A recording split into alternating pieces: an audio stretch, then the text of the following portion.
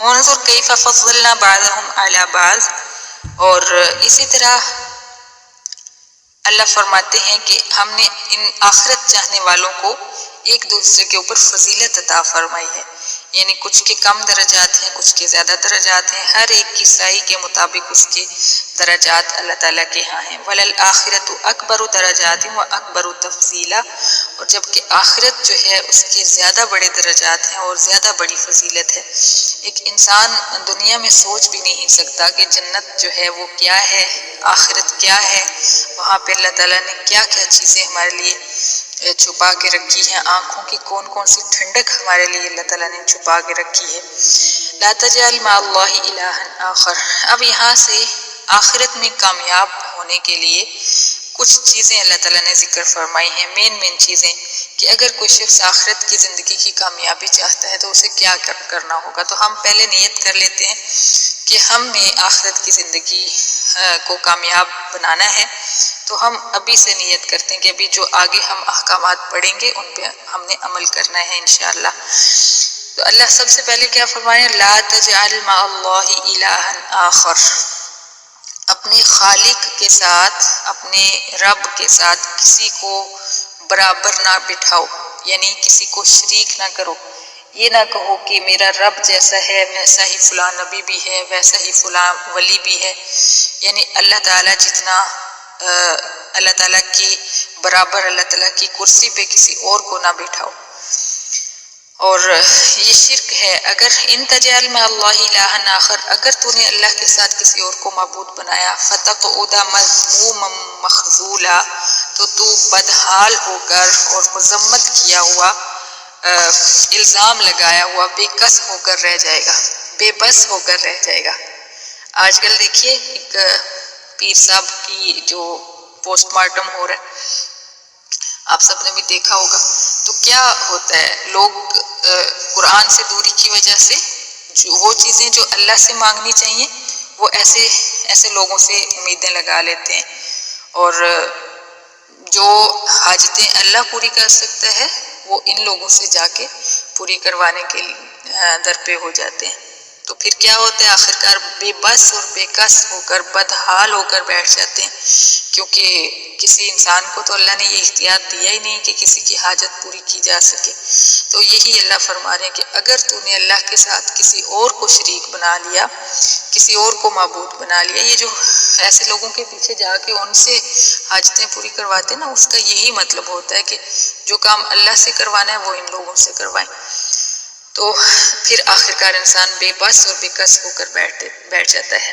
وَقَضَىٰ رَبُّكَ أَلَّا تَعْبُدُوا إِلَّا إِيَّاهُ. پھر وہی حکم دوبارہ دہرایا کہ تیرے رب نے حکم دیا ہے کہ تم کسی کی بھی عبادت نہ کرو، صرف اور صرف اللہ تعالیٰ کی عبادت کرو. وَبِالْوَالِدَيْنِ إِحْسَانًا.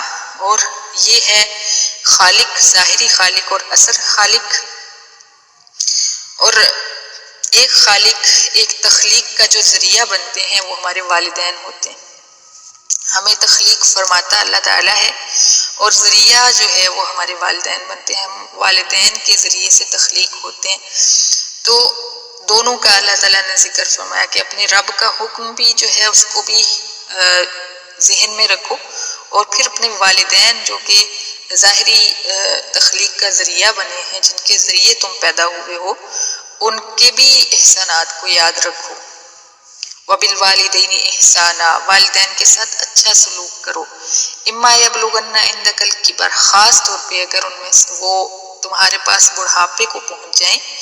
جوانی میں تو کسی کی محتاجی نہیں ہوتی نا، جب بڑھاپے میں اعضاء کمزور ہو جاتے ہیں، طاقتیں کمزور ہو جاتی ہیں، تو پھر اللہ تعالیٰ نے فرمایا کہ اگر وہ تمہارے پاس بڑھاپے کو پہنچ جائیں، احدہما او کلاہما، ان میں سے ایک یا وہ دونوں، فلا تقل لہما اف.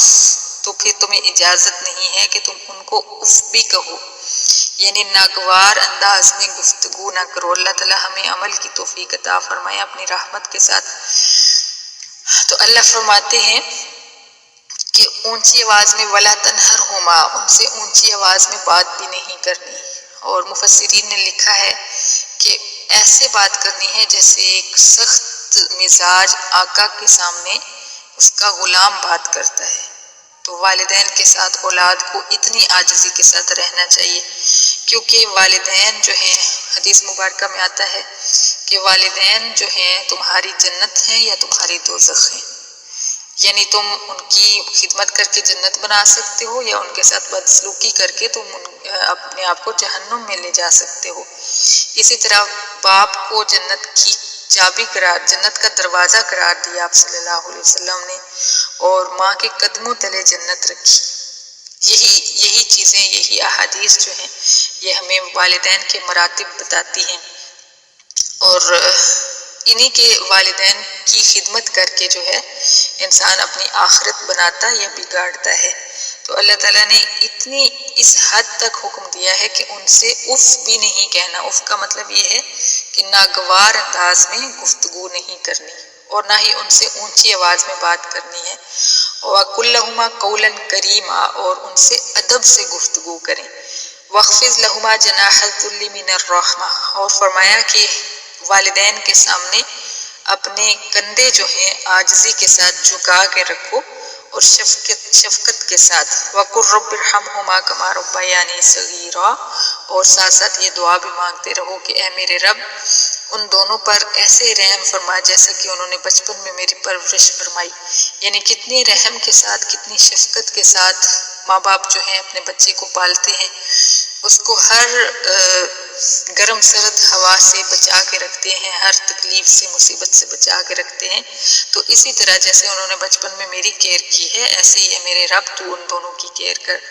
ربکم اعلم بما فی نفوسکم، پھر فرمایا کہ یہ جو والدین کی تم خدمت کر رہے ہو، اللہ تعالیٰ جانتے ہیں کہ تمہارے دل میں ریا ہے یا اخلاص ہے، جو کچھ بھی تمہارے دلوں میں ہے نیت، اس کو اللہ جانتے ہیں۔ یعنی اگر تم دنیا کو دکھانے کے لیے کر رہے ہو کہ دنیا کہے گی کہ کیسے اس نے اپنے والدین کو سنبھال کے رکھا ہوا ہے، تو وہ بھی اللہ تعالیٰ جانتے ہیں۔ اور اگر تم اخلاص کے ساتھ کر رہے ہو اور احسان مندی کے ساتھ کر رہے ہو کہ میرے والدین جو ہیں انہوں نے مجھے یہاں تک پہنچایا ہے، تو پھر اللہ تعالیٰ اس کو بھی جانتے ہیں اور اس کا بھی تمہیں اجر دیں گے۔ ان تکونوا صالحین فإنہ کان للأوابین غفورا، کیونکہ اگر تم نیک ہو تو اللہ تعالیٰ رجوع کرنے والوں کو بخشنے والا ہے۔ سبحان اللہ۔ یعنی جو اگر تمہارا ذہن اللہ کی طرف متوجہ رہتا ہے، تم اپنا ہر کام، ہر عمل اللہ کے لیے کرتے ہو، تو اللہ تعالیٰ ایسے لوگوں کے گناہوں کو بخشتا رہتا ہے ساتھ ساتھ۔ وَآتِ ذِي الْقُرْبَى حَقَّهُ وَالْمِسْكِينَ وَابْنَ السَّبِيلِ، اور اللہ تعالیٰ نے یہ بھی حکم دیا ہے کہ رشتہ داروں کو ان کا حق دو۔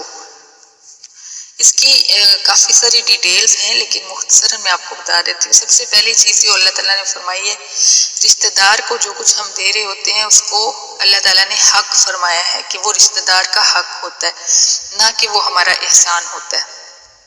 ٹھیک ہے، پہلے چیز اس کو سمجھنا ضروری ہے کہ ہم دے کے اس کو یہ سمجھتے ہیں کہ ہم نے ان کے اوپر احسان کیا ہے۔ اب مفسرین نے اس میں یہ ڈیٹیل لکھی ہے کہ اگر کوئی رشتہ دار کمزور ہے مالی لحاظ سے، اس کے پاس خوراک، لباس وغیرہ، مکان وغیرہ نہیں ہے، تو جو رشتہ داروں کے اندر سے صاحب حیثیت ہے اس کے اوپر یہ لازم ہے کہ اس کے نان نفقے کا خیال رکھے، چاہے وہ دور کا رشتہ دار ہو، اور یہ اس کا حق ہوگا، اس رشتہ دار کا یہ حق ہوگا۔ تو ہم کیا کرتے ہیں، ہم اپنے ہی بینک بیلنس بڑھاتے جاتے ہیں، اپنے آس پاس اپنے غریب رشتہ داروں کو نہیں دیکھتے کہ کوئی ضرورت مند ہے، کوئی کسی کے پاس 2 وقت کا کھانا بھی نہیں ہے تو مجھے اس تک کھانا پہنچانا چاہیے۔ ہم اپنے بینک بیلنس بڑھاتے رہتے ہیں اور ساتھ ہمارا ہمسایہ، ہمارے رشتہ دار بھوکا سو رہا ہوتا ہے۔